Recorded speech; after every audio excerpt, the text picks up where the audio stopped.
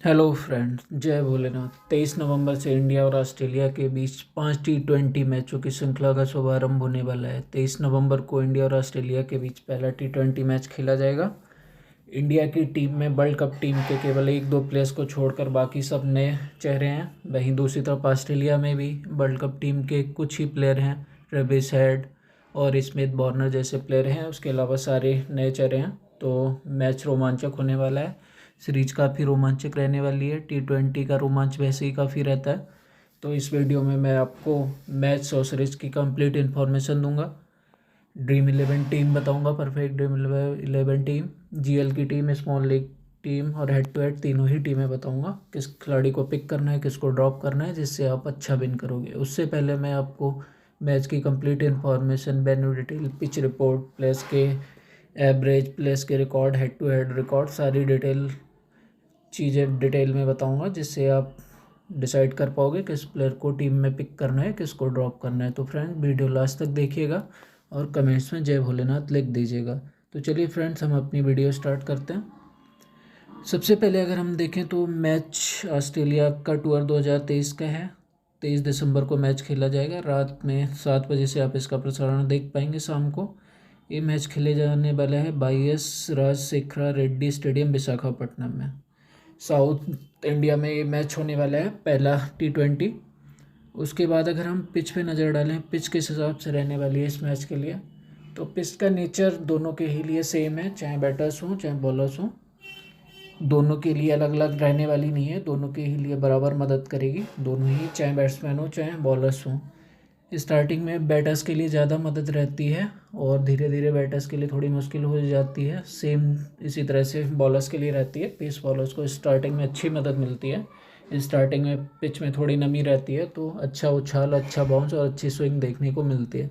लेकिन जैसे जैसे मैच आगे बढ़ता जाता है तो पिच थोड़ी वीक होती है और साथ ही साथ स्पिनर्स को मदद मिलने स्टार्ट हो जाती है और बैट्समैन को रन स्कोर करना थोड़ा मुश्किल हो जाता है। तो जो भी टीम मोस्टली टॉस जीतेगी वो पहले बैटिंग ही डिसाइड करेगी, क्योंकि बाद में थोड़ा चेज करना मुश्किल रहने वाला है और स्पिनर्स को मदद मिलने वाली है। तो बाद में जो भी बॉलिंग करेगी उनके स्पिनर्स को अच्छा एडवांटेज मिलने वाला है और जो टीम पहले बॉलिंग करेगी उनके सीमर्स को अच्छी मदद मिलने वाली है। कुल मिला के 50-50 पिच रहने वाली है। बैटर्स और बॉलर्स दोनों के लिए इक्वल मदद रहने वाली है। इसके बाद अगर हम ग्राउंड स्टेट्स की बात करें, यहाँ पे किस तरह से कितने मैच खेले गए हैं, क्या एवरेज स्कोर रहता है, तो यहाँ अभी तक 3 20 मैच खेले गए हैं। एवरेज स्कोर 130 प्लस का है, तो काफ़ी अच्छा एवरेज स्कोर है 2020 के हिसाब से, 20 ओवर के हिसाब से। पहले बैटिंग करने वाली टीम एक बार जीती है, बाद में बैटिंग करने वाली टीम 2 बार जीती है। रिजल्ट सारे ही मैचों का निकला है। अगर इसके बाद हम स्कोरिंग पैटर्न पर नज़र डालें, किस तरह से यहाँ पर रन बनाए जाते हैं, किस तरह से स्कोर बनता है, तो अगर हम बात करें 200 से नीचे 2 बार बना है और 200 से 249 के बीच एक बार भी नहीं बना है। 250 से 299 के बीच एक बार बना है। फ्रेंड्स, ये पैटर्न ODI का है, 2020 का नहीं है।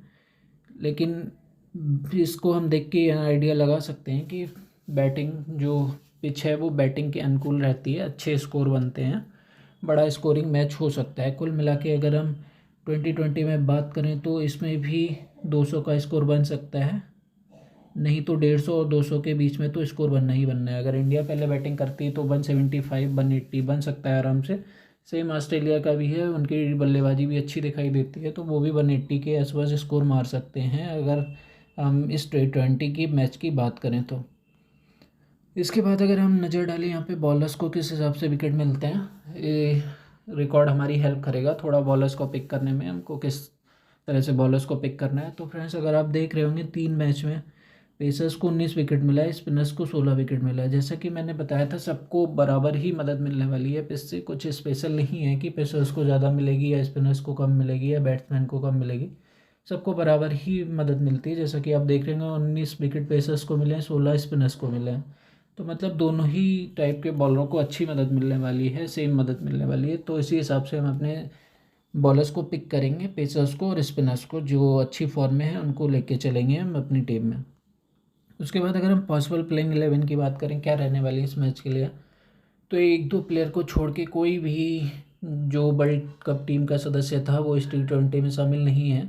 केवल हम बात करें सूर्य कुमार यादव, जिनको मतलब कैप्टेंसी दी गई है T20 मैचों के लिए। इसमें बड़ा ही अलग डिसीजन था BCCI का, पहली बार सूर्य कुमार यादव को कैप्टेंसी दी गई है।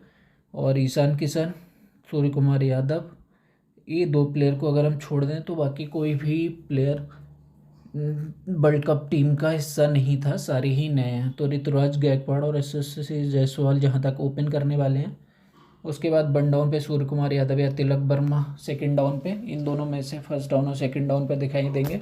ईशान किशन मिडिल ओवर्स में दिखाई दे सकते हैं, वरना चांस रहेगा कि ये ओपन भी कर सकते हैं। मोस्टली जहाँ तक है मिडिल ओवर्स में ही दिखाई देंगे अगर ईशान किशन के हिलते हैं। विकेट कीपर रहने वाले हैं रिंकू सिंह, पहली बार अंतर्राष्ट्रीय क्रिकेट में खेलेंगे, अपना स्टार्ट करेंगे T20 मैचों से, फिनिशर का रोल निभाएंगे। बाकी दो स्पिनर्स रहने वाले हैं, अक्षर रवि बिश्नोई, या अक्षर की जगह वाशिंगटन सुंदर और रवि बिश्नोई, ये तीन में से दो स्पिनर खेलने वाले हैं। बाकी फास्टर की बात करें तो अर्शदीप, अवेश खान और प्रसिद्ध कृष्णन, ये तीन रहने वाले हैं। तो ये प्लेइंग 11 रहने वाली है कल के मैच के लिए इंडिया की। इसके बाद अगर हम ऑस्ट्रेलिया की प्लेइंग 11 पर नज़र डालें तो वो क्या रहने वाली है। ऑस्ट्रेलिया की प्लेइंग 11 में भी ट्रेविस हेड, स्टोइनिस, मैक्सवेल, सी नेवेट, एडम जंपा, ये 5 प्लेयर वर्ल्ड कप टीम से हैं। बाकी सारे ही नए चेहरे हैं जो वर्ल्ड कप में नहीं थे।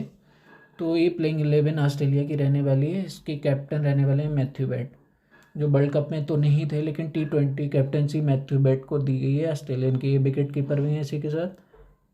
तो ट्रेविस हेड और मैथ्यू सार्ट जहाँ तक ओपन करने वाले हैं। उसके बाद वन डाउन पे स्टीव स्मिथ रहने वाले हैं। बाकी मिडिल बैटिंग की बात करें तो उसमें Marcus Stoinis, Glenn Maxwell, Matthew बेट रहने वाले हैं और टिम डेविड फिनिशर का रोल निभाएंगे।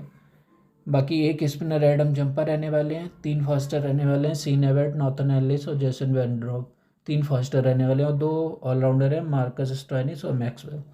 तो ये प्लेइंग 11 रहने वाली है कल के मैच के लिए ऑस्ट्रेलिया टीम की। कुल मिलाकर दोनों की ही टीमें अच्छी दमदार दिखाई दे रही हैं, तो मैच काफ़ी रोमांचक होने वाला है। उसके बाद अगर हम हेड टू हेड पे नज़र डालें इंडिया और ऑस्ट्रेलिया के बीच T20 में, तो टोटल अभी 26 मैच हुए हैं। ऑस्ट्रेलिया ने 10 जीते, इंडिया ने 15 जीते, एक का रिजल्ट नहीं आया है। तो यहाँ पर आप देख सकते हैं कि इंडिया का विन परसेंटेज ज़्यादा है T20 में अगर हम बात करें, ऑस्ट्रेलिया का कम है। कल अगर हम बात करें इंडियन कंडीशंस के हिसाब से तो इंडिया ही फेवरेट रहने वाली है। इस मैच में भी 60-40 लेके आप चल सकते हैं। 60% इंडिया का विन चांस है, बाकी 40% ऑस्ट्रेलिया का विन चांस है। तो फेवरेट कुल मिला के इंडिया रहने वाली है। तो चलिए फ्रेंड्स, इसके बाद हम अपनी ड्रीम 11 टीम बताते हैं आपको, किस प्लेयर को पिक करना है, किन को ड्रॉप करना है। तो फ्रेंड्स चलिए, हमारी ड्रीम 11 टीम किस तरह से रहने वाली है, किस प्लेयर को पिक करना है हमको। चलिए, तो सबसे पहले हम विकेट कीपर से स्टार्ट करते हैं। सबसे पहले बात करूँ एक ईशान किशन की। ईशान किशन पूरी वर्ल्ड कप टीम का हिस्सा थे, लेकिन केवल एक ही मैच खेलने को मिला ईशान किशन को, ऑस्ट्रेलिया के अगेंस्ट, उसमें भी 0 पे आउट हुए थे। लेकिन अगर मैं T20 के नज़रिए से बात करूँ, इस मैच के नज़रिए से, तो ईशान किशन इंपॉर्टेंट प्लेयर बनते हैं। ईशान किशन की अगर करंट फॉर्म देखें वो भी काफ़ी अच्छी है। दूसरा, अगर इनका ऑस्ट्रेलिया के अगेंस्ट प्लस पॉइंट देखें, इनका एवरेज ऑस्ट्रेलिया के अगेंस्ट T20 में काफ़ी शानदार है, 52 का एवरेज है, जो कि बहुत ही अच्छा एवरेज है। दूसरा, अगर मैं बात करूँ तो ऑस्ट्रेलिया की बॉलिंग इतना एक्सपीरियंस नज़र नहीं आ रही है इस मैच में, नए प्लेयर्स ही हैं। तो मोस्टली चांस है कि अगर वो ईशान किशन ने ओपन किया तो काफ़ी अच्छा स्कोर मार के जाने वाला है, बंदा 50+ स्कोर आराम से मार के जाने वाला है। तो ये इंपॉर्टेंट प्लेयर बनता है हमारे तीनों ही लीग के लिए। आप इसको स्मॉल लीग और हेड टू हेड में तो लेके ही चलिए। GL में आप इसकी जगह दूसरा रिस्क प्लेयर ट्राई कर सकते हैं, बट स्मॉल लीग और हेड टू हेड में मैं इसको ड्रॉप करने का सजेशन नहीं दूंगा, क्योंकि बहुत इंपॉर्टेंट प्लेयर बनता है। तो मैं ईशान किशन के साथ ही जाऊँगा।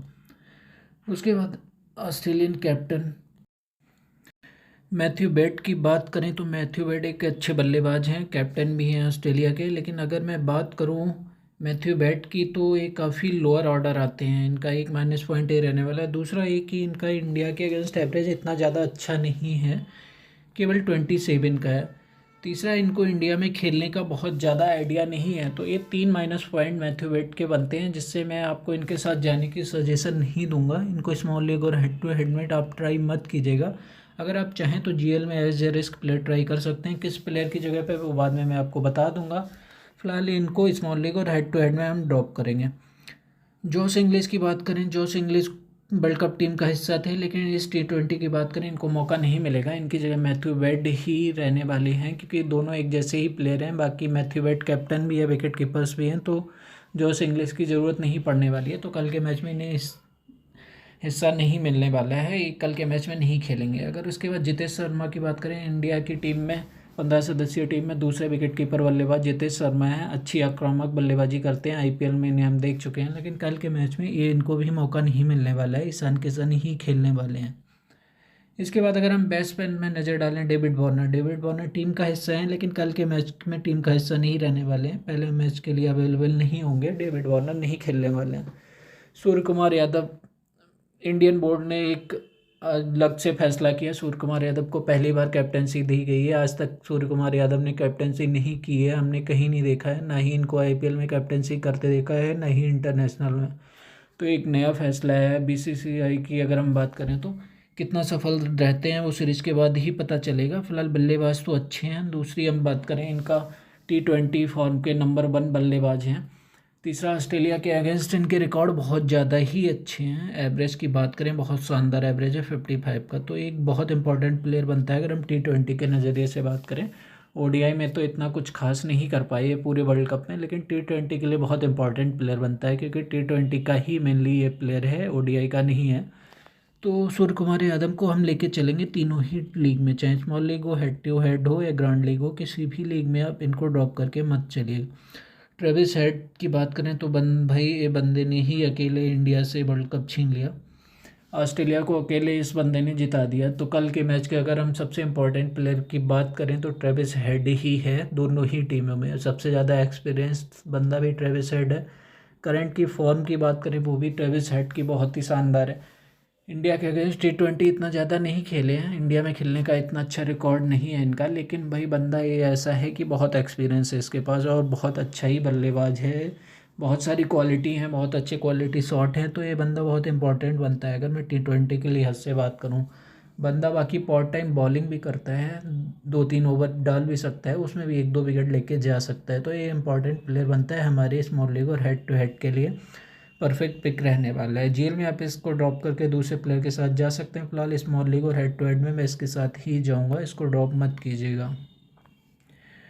उसके बाद अगर हम बात करें स्टीव स्मिथ की, तो स्टीव स्मिथ मेनली टेस्ट बल्लेबाज है, वनडे में भी इतने ज़्यादा सफल होते हुए नहीं देखे हमें वर्ल्ड कप में। बाकी T20 की बात करें तो T20 में बंदा ठीक है, 10-15 रन मार सकता है, लेकिन मेरे लिहाज से इंपॉर्टेंट बंदा नहीं रहने वाला है T20 के लिहाज से, क्योंकि बंदा जब भी तेज़ खेलने जाता है तो अपना विकेट गंवा देता है। अगर एक सिंगल डबल से खेलना चाहें तो इसके साथ जा सकते हैं, लेकिन जब भी तेज़ खेलना चाहेगा तो ये अपना विकेट गंवा देगा। लेकिन T20 गेम ऐसा नहीं है कि आप सिंगल डबल से खेलते रहो, आपको शॉट मारने पड़ेंगे, और शॉट मारने जाता है बंदा तो आउट हो जाता है। सबसे बड़ा निगेटिव पॉइंट ये है। बाकी दूसरा ये कि T20 में इसका एवरेज हम बात करें तो इंडिया के अगेंस्ट बहुत ही कम है, केवल 20 बन गया है। तो अगर मैं अभी इस मैच के लिहाज से बात करूं तो ये इंपॉर्टेंट प्लेयर नहीं बनता है। मैं आपको सजेस्ट नहीं करूंगा कि आप इसके साथ जाइए, आप इसको तीनों ही लीग में ड्रॉप करके जाइए, कुछ ज़्यादा करने वाला नहीं है। बाकी बॉलिंग भी करता नहीं है बंदा, तो अगर बैटिंग में सस्ते में आउट हो गया तो हमारा एक प्लेयर बेकार हो जाएगा। तो मैं आपको सजेस्ट नहीं करूँगा कि आप इसके साथ जाइए, तो मैं इसको ड्रॉप करके चलूँगा। ऋतुराज गायकवाड़ की बात करें, ओपन करने वाले हैं इंडिया की तरफ से। पहले मैच के लिए वाइस कैप्टन भी हैं, दूसरे मैच में श्रेयस अय्यर आ जाएंगे तो वो वाइस कैप्टन हो जाएंगे। अगर मैं ऋतुराज गायकवाड़ की बात करूँ, प्लस पॉइंट क्या रहने वाला, सबसे पहले तो बंदा ओपन करेगा तो ओपन में अच्छा चांस रहता है कि ओपनर अच्छा स्कोर मार के जाए। दूसरा, बंदा T20 स्पेशलिस्ट है, काफ़ी अच्छा खेलता है T20। अगर IPL देखा हो, चेन्नई की तरफ से बहुत अच्छे स्टार्ट देता है और बहुत अच्छे पॉइंट्स भी दिलाता है।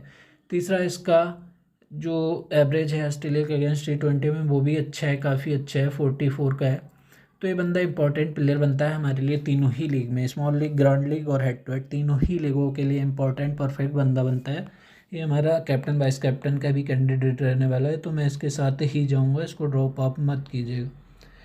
SSC जायसवाल बात करें, नया बंदा है, इस साल IPL में बहुत अच्छा ही खेला था, बहुत अच्छा स्कोर किया था और काफ़ी कॉन्फिडेंट दिखता है। अगर हम एशियन गेम्स की बात करें उसमें भी काफ़ी अच्छा खेला था बंदा, जो हमारी टीम गोल्ड मेडल लाई थी। और करंट फॉर्म की बात करें तो बंदे की काफ़ी शानदार है। दूसरा, ये लेफ्ट हैंडर है। तीसरा, ओपनर है और अगर हम बात करें तो गेंद को अच्छी तरह से मिडिल करता है, तो चांस अच्छा है कि अच्छा रन मार के जाने वाला है, 40+ स्कोर आराम से मार के जाने वाला है ये बंदा इस मैच में। अगर मैं बात करूं इंडिया की तरफ से, काफ़ी अच्छी बैटिंग करने वाला है, तो आप इसको स्मॉल लीग और हेड टू हेड में पिक करके चलिए। जीएल में आप इसकी जगह दूसरा प्लेयर ट्राई कर सकते हैं। फिलहाल स्मॉल लीग और हेड टू हेड के लिए ये बंदा इंपॉर्टेंट बनता है, तो मैं इसके साथ ही जाऊँगा। तिलक वर्मा की बात करें, तिलक वर्मा अच्छे प्लेयर हैं, लेकिन लास्ट 2-3 मैचों से अगर हम बात करें वर्ल्ड कप से पहले जो इनको मौके दिए गए थे तो अच्छे दिखाई नहीं दिए थे। ख़राब शॉट खेल के अपना विकेट गंवा दिया था। दूसरा, पार्ट टाइम बॉलर भी है, 1-2 ओवर्स भी डाल सकता है, तो उसमें विकेट ले जा सकता है। लेकिन अगर मैं स्मॉल लीग और हेड टू हेड के नज़रिए से बात करूँ तो इंपॉर्टेंट प्लेयर नहीं बनता है, क्योंकि कुछ खास करने वाला नहीं है बैटिंग से तिलक वर्मा, अगर मौका इसको मिलता है, जहाँ तक मौका मिलेगा, लेकिन कुछ खास करने वाले नहीं हैं तिलक वर्मा, तो मैं इनके साथ आपको सजेस्ट नहीं करूँगा। आप स्मॉल लीग और हेड टू हेड में जाइए। अगर आप चाहें तो जीएल में ट्राई कर सकते हैं रिस्क प्लेयर के तौर पे। किस प्लेयर की जगह पे ट्राई करेंगे वो लास्ट में मैं आपको बताऊंगा। फिलहाल स्मॉल लीग और हेड टू हेड में आप इनको ड्रॉप करके चलिए, ज़्यादा पॉइंट्स दिलाने वाले नहीं हैं आपको, तो फिलहाल मैं इनको ड्रॉप करके चलो। रिंकू सिंह की बात करें, रिंकू सिंह अच्छे बल्लेबाज हैं, लेकिन पहली बार मौका मिल रहा है। इंटरनेशनल किस तरह से खेलते हैं अभी बाद में ही पता चलेगा। दूसरा, ये काफ़ी लोअर ऑर्डर आएंगे, तो चांस कम ही है कि 1-2 बार ही मिले, उसमें भी इनको अटैकिंग मोड में ही खेलना पड़ेगा, तो बहुत कम चांस है कि ये हमको अच्छे पॉइंट्स दिलाएं। अच्छे ऑप्शन नहीं बनते हैं। अगर small league head to head की बात करें तो उसमें आप इनको ड्रॉप करके चलिए। जीएल में भी आप इनको अभी ट्राई मत कीजिए, मेरे अकॉर्डिंग ये फेल होने वाले हैं इस मैच में, तो मैं इनको ले जाने की सलाह आपको नहीं दूंगा। टिम डेविड की बात करें, टिम डेविड भी सेम रिंकू सिंह की तरह है, 7वें नंबर पे बैटिंग करेंगे आके, 7वें 8वें पे, तो मोस्टली जहाँ से इन्हें 4-5 बॉलें ही मिलने वाली हैं, इससे ज़्यादा नहीं मिलने वाला है। उसमें भी अटैकिंग मोड से खेलेंगे तो विकेट जाने का चांस काफ़ी ज़्यादा है। टिम डेविड वैसे भी एक आक्रामक बल्लेबाज हैं, जो मतलब ज़्यादा ही तेज़ी से खेलते हैं, तो चांस कम ही है कि अच्छे पॉइंट्स दिलाएं। तो स्मॉल लीग और हेड टू हेड में इनको ड्रॉप करके चलिए, जीएल में ट्राई कर सकते हैं। फिलहाल मैं इनको ड्रॉप करके ही चल रहा हूँ। इसके बाद अगर ऑलराउंडर्स की बात करें, मैक्सवेल, मैक्सवेल भाई दोनों ही टीमों के सबसे शानदार ऑलराउंडर है। अगर मैक्सवेल की बात करें, बंदा 4 ओवर भी डालेगा पूरे, बाकी बैटिंग में भी 30 से 40 रन बना सकता है। बाकी इंडिया की अगेंस्ट हम बात करें तो एवरेज भी काफ़ी अच्छा है, बंदे का 30+ एवरेज है। और अगर बात करूं कल के मैच के लिए, बहुत इंपॉर्टेंट बंदा बनता है, क्योंकि इंडिया की बॉलिंग भी इतनी एक्सपीरियंस नहीं है, तो बंदा काफ़ी अच्छा करके जाने वाला है। कैप्टन वाइस कैप्टन का भी कैंडिडेट रहेगा। दूसरा, वर्ल्ड कप टीम का भी हिस्सा था, तो वहाँ से भी ये इंपॉर्टेंट प्लेयर बनता है, तो मैं इसके साथ ही जाऊँगा तीनों ही लीगों में। अगर अक्षर पटेल की बात करूं तो अक्षर पटेल कल के मैच के लिए इंपॉर्टेंट प्लेयर बनते हैं, क्योंकि बंदा 4 ओवर डालेगा, बाकी छठे सातवें डाउन पे बैटिंग भी करेगा, तो दोनों ही तरफ से इंपॉर्टेंट बनता है कि हमको दोनों ही तरफ से पॉइंट दिला के जाएगा। तो ये तीनों ही लीगों के लिए इंपॉर्टेंट बनता है, तो हम तीनों ही लीगों में इसके साथ जाएंगे। इसके बाद अगर हम बात करें स्टोइनिस और मैथ्यू सार्ट की, दोनों एक ही टाइप के बल्लेबाज हैं, लगभग एक ही टाइप के प्लेयर हैं, दोनों ही अच्छी बैटिंग करते हैं। मैथ्यू सार्ट ओपन कर सकते हैं कल के मैच में, बाकी स्टोइनिस भी खेल सकते हैं, लेकिन स्टोइनिस थोड़े फास्ट गेंदबाजी करते हैं, बाकी मैथ्यू सार्ट थोड़ा स्पिन करते हैं। तो अगर मैं दोनों में से बात करूँ किसके साथ जाना चाहिए, तो मैं आपको प्रेफर करूँगा आप स्टोइनिस के साथ जाइए, क्योंकि मैथ्यू सार्ट का रिकॉर्ड इतना अच्छा नहीं है, बॉलिंग भी 1-2 ओवर ही डालेंगे, लेकिन स्टोइनिस 3-4 ओवर डाल सकता है, तो अच्छा चांस है कि दोनों तरफ से अच्छे पॉइंट दिलाएं। तो मैं स्टोइनिस के साथ आपको जाने की सजेशन ही दूंगा स्मॉल लीग और हेड टू हेड में। जीएल में आप इनको ड्रॉप करके मैथ्यू सार्ट की जगह जा सकते हैं, स्टोइनिस की जगह मैथ्यू सार्ट के साथ जा सकते हैं जीएल में, लेकिन स्मॉल लीग और हेड टू हेड में आप स्टोइनिस के साथ ही जाइए। बाकी शिवम दुबे और वाशिंगटन सुंदर की बात करें, इनको जहाँ तक कल के मैच में मौका नहीं मिलने वाला है, अगर मौका मिलता है तो मैं अपडेट कर दूंगा आपको टेलीग्राम चैनल पे कि पिक करना है या नहीं करना है। उसके बाद अगर हम बॉलर्स पे नज़र डालें तो एडम जंपा की बात करूं तो एडम जंपा ओडीआई की बात करूं उसके लिए इम्पॉर्टेंट बनते हैं, जैसा कि 2020 में केवल 4 ओवर ही डालने हैं बंदे को। दूसरा, मैं बात करूं मिडिल ओवर्स में डालेंगे तो स्पिन के लिए इतनी मदद होगी नहीं, अगर फर्स्ट इनिंग में गेंदबाजी करते हैं ऑस्ट्रेलिया, तो कल के मैच के लिए इम्पॉर्टेंट नहीं बनता है। अगर ज़्यादा में ज़्यादा ले जाएगा तो 1 विकेट, इससे ज़्यादा जंपा को नहीं मिलने वाला है। तो अगर इनका सेल परसेंटेज देखिए 65% है, मोस्टली टीमों में आपको दिखाई देगा, लेकिन मैं आपको बता दूं बहुत ज़्यादा अच्छे पॉइंट्स दिलाने वाला नहीं है जंपा। आप जंपा को ड्रॉप करके चलिए स्मॉल लीग और हेड टू हेड में। अगर मैं बात करूं जीएल की, जीएल में भी आप ड्रॉप कीजिए इनको, इंपॉर्टेंट प्लेयर नहीं होने वाले हैं, तो मैं इनके साथ नहीं जाऊँगा। के रिचर्डसन की बात करूं, अगर इनको जगह मिलती भी है तो इनको इतना अनुभवी बॉलर नहीं है T20 के हिसाब से इंडिया के लिए, तो इनके साथ भी मत जाइए तीनों ही लीगों में। इसके बाद अगर अर्शदीप की बात करें तो अर्शदीप T20 में एक अच्छे बॉलर हैं, अच्छे लेफ्ट हैंडर बॉलर हैं, अच्छे इंपॉर्टेंट बनते हैं। और अगर इस मैच की भी मैं बात करूं तो स्टार्टिंग में बंदा 1-2 विकेट लेके जा सकता है, बाकी लास्ट में भी ये बंदा 1-2 विकेट लेके जा सकता है। कुल मिला के 3+ विकेट लेके जा सकता है बंदा, तो काफ़ी इंपॉर्टेंट प्लेयर बनता है इस मैच के लिए। आप इस मैच में इसको ड्रॉप मत कीजिएगा, क्योंकि बंदा 3+ विकेट लेके जाने वाला है। तीनों ही लीगों में आप इसके साथ जाइए, चाहे स्मॉल लीग हो, हेड टू हेड हो या ग्रांड लीग हो, तीनों ही लीगों में हमको लेके चलना। शेन एबर्ट की बात करूं और जेसन बेंड्रॉप की बात करूं, इन दोनों में से एक प्लेयर को आप स्मॉल लीग में ट्राई कीजिए, बाकी एक को ग्रांड लीग में। अगर मैं बात करूं जेसन बेंड्रॉप, तो काफ़ी अच्छे बॉलर हैं, लेफ्ट हैंड बॉलर हैं, तो शुरुआत में विकेट ले जा सकते हैं, 1-2 विकेट इंडियंस के। तो ये स्मॉल लीग और हेड टू हेड के लिए इंपॉर्टेंट बनते हैं। और शेन एबर्ट इंपॉर्टेंट बनते हैं जीएल के लिए, क्योंकि बंदा गेंदबाजी के साथ साथ बल्लेबाजी भी अच्छी कर लेता है। तो स्मॉल लीग और हेड टू हेड में आप बेंड्रॉप के साथ जाइए। अगर आप जीएल में ट्राई करना चाहते हैं तो बेंड्रॉप को ड्रॉप कर शेन एबर्ट को ट्राई कर सकते हैं। इसके बाद अगर प्रसिद्ध कृष्णन की बात करूं, काफ़ी अच्छे बॉलर हैं, अच्छी विकेट्स ले जा सकते हैं। कल के मैच में 2+ विकेट आराम से ले जा सकता है बंदा 4 ओवर्स के स्पेल पे, तो ये इंपॉर्टेंट बनता है हमारे स्मॉल लीग और हेड टू हेड के लिए। जीएल में आप इसको ड्रॉप करके बिश्नोई के साथ जा सकते हैं, लेकिन स्मॉल लीग और हेड टू हेड में आप प्रसिद्ध कृष्णन के साथ ही जाइए। बिश्नोई को आप जीएल में ट्राई कीजिए प्रसिद्ध कृष्णन की जगह। स्मॉल लीग और हेड टू हेड में बिश्नोई को ट्राई मत कीजिए। तो फ्रेंड्स, ये 11 प्लेयर हमारे हो चुके हैं। उसके बाद देखते हैं हमारे कैप्टन वाइस कैप्टन कौन रह सकते हैं। इसमें मैं स्मॉल लीग और हेड टू हेड में आपको सजेस्ट करूंगा आप कैप्टन मैक्सवेल के साथ जाइए, बाकी ऋतुराज आप गायकवाड़ के साथ वाइस कैप्टन ही जाइए। दोनों प्लेयर काफ़ी अच्छे प्लेयर रहने वाले हैं स्मॉल लीग और हेड टू हेड के लिए, कैप्टन और वाइस कैप्टन के। तो फ्रेंड्स, फाइनल टीम हमारी क्या रहने वाली है, ये हमारी फाइनल टीम रहेगी। अगर मैं बात करूँ स्मॉल लीग और हेड टू हेड के लिए, स्मॉल लीग और हेड टू हेड के लिए हमारी परफेक्ट टीम रहने वाली है। आपको श्योरली ये अच्छा विन कराएगी। आप इसमें कोई भी चेंज मत कीजिएगा। और ये हमारा पेयर रहने वाला है कैप्टन वाइस कैप्टन का, काफ़ी अच्छा पेयर रहने वाला है। स्मॉल लीग और हेड टू हेड ये टीम हमको आराम से जिता देगी। आप इसमें कोई भी चेंज मत कीजिएगा। अगर आप जीएल की बात करें तो जीएल में 1-2 चेंजेस, अगर आप जीएल में जाना चाहते हैं तो मैं आपको बता देता हूँ, 1-2 चेंजेस पे चल सकते हैं। इसमें आप ईशान किशन की जगह बैट के साथ जा सकते हैं, अगर मैं जीएल की बात करूं। दूसरा, आप जेसन बेंड्रॉप की जगह शेन एबर्ट के साथ जा सकते हैं। और अक्षर की जगह आप बिश्नोई के साथ जा सकते हैं, रवि बिश्नोई के साथ जीएल में। ये 3 चेंजेस रहने वाले हैं हमारे जीएल के लिए।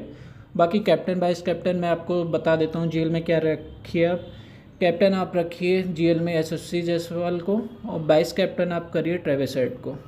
ये 2 चेंजेस कैप्टन और वाइस कैप्टन के रहने वाले हैं जीएल के लिए। अगर मैं जीएल की बात करूं तो कैप्टन यशस्वी जायसवाल और ट्रेविस हेड वाइस कैप्टन, ये हमारे पेयर रहने वाले हैं। यूनिक पेयर रहेगा हमारे जीएल के लिए, आपको अच्छा परफेक्टली जीएल बिल्ड कराएगा। बाकी ईशान किशन की जगह आप बैट के साथ जाइए, बेंड्रॉप की जगह आप शेन एबर्ट के साथ जाइए, और अक्षर की जगह रवि बिश्नोई। ये 3 प्लेयर हमारे प्लेयर रहेंगे, इनको 3 को आप चेंज करके जा सकते हैं। तो फ्रेंड्स, ये टीम हमारी रहने वाली है तीनों ही लीग के लिए। लेकिन फ्रेंड्स, फाइनल टीम नहीं थी, इसमें कुछ चेंजेस हो सकते हैं टॉस के बाद, जैसा कि कौन बल्लेबाजी पहले करेगा उस पर डिसाइड करता है। तो मैं आपको अपडेट कर दूंगा टेलीग्राम चैनल पर, लिंक मैं डिस्क्रिप्शन बॉक्स में दे दूंगा, आप उसको ज्वाइन कर लीजिए। और फ्रेंड्स, अगर चैनल पे नए हैं तो प्लीज़ सब्सक्राइब कर लीजिए। अगर वीडियो अच्छी लगी हो तो लाइक कर दीजिए, सब्सक्राइब कर दीजिए, और कमेंट्स में जय भोलेनाथ लिख दीजिए। Thanks friend, thanks for watching, please subscribe my channel.